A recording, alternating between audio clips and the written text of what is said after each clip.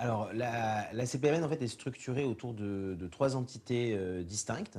Au cœur du dispositif, il y a la Chambre professionnelle de la médiation et de la négociation, donc la CPMN, qui est donc une chambre syndicale et qui a pour vocation, comme n'importe quel syndicat professionnel, de défendre les intérêts matériels et moraux de ses adhérents.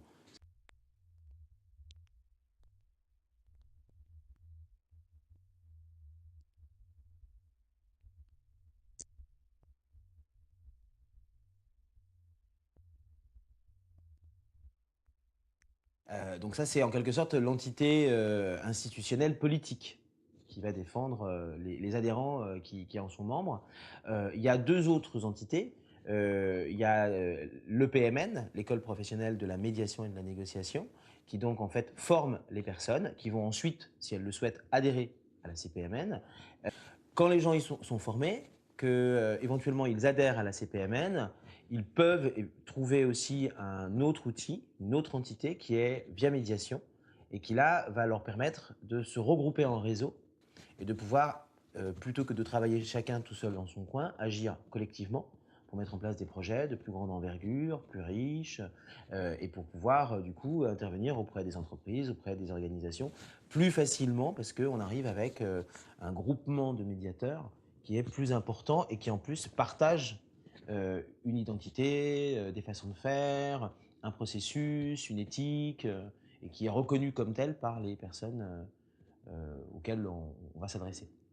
Alors avec peut-être une particularité supplémentaire, ça pour l'instant c'est en construction en quelque sorte, c'est que c'est à la fois un réseau via médiation, mais c'est aussi, ça a pour objectif d'être un label. Et l'idée c'est qu'au fur et à mesure qu'on interviendra et on agira avec de plus en plus d'entreprises, d'organisations, ces entreprises puissent dire, nous on a le label via médiation, parce que on fait intervenir des médiateurs de la CPMN, formés à l'EPMN, qui sont membres du réseau via médiation. Et là, voilà, on a la boucle qui est bouclée.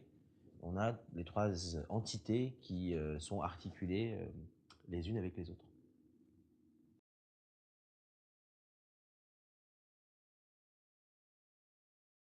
La CPMN est une chambre professionnelle, un syndicat professionnel, qui a pour but de représenter et de défendre les intérêts matériels et moraux de ses membres. C'est-à-dire c'est une organisation syndicale et c'est également, du fait de cette posture, une organisation non gouvernementale.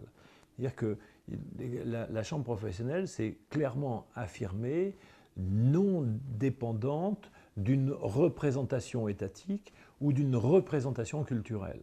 Alors, ça veut dire que nous avons une vocation internationale et nous avons une vocation à intervenir dans les conflits en dehors des repères culturels. C'est-à-dire que quand une personne, par exemple, vient d'une autre culture, eh bien, elle peut faire appel à un médiateur professionnel parce qu'elle a la garantie que ce médiateur ne sera pas représentant d'une idée culturelle, d'une religion ou d'une tendance politique. Et ça, c'est un élément important qui permet aux personnes qui sont en situation difficile sur le plan relationnel de pouvoir se référer à des médiateurs qui sont complètement indépendants. Donc la chambre professionnelle a ces deux vocations.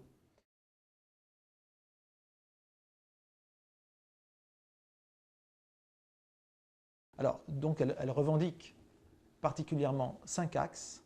La promotion des droits humains partout dans les pays qui veulent instaurer ou mettre en place ou se disent favorables à la médiation. Le deuxième axe, c'est l'égalité des droits.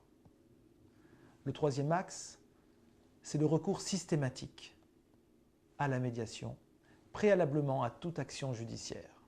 Le quatrième axe de revendication de la CPMN porte sur l'indépendance de cette profession.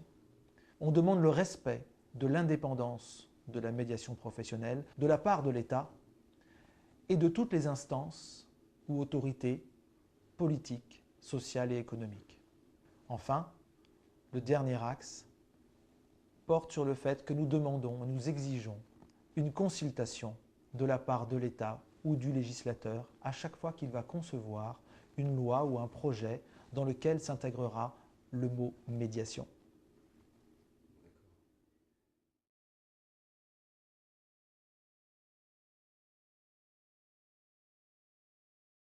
La couverture géographique de la CPMN est très étendue.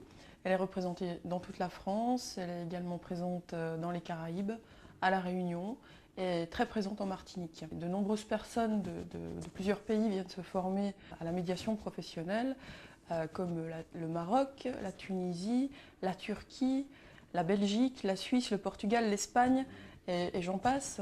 Donc on peut dire effectivement que la médiation professionnelle fait des émules à l'international.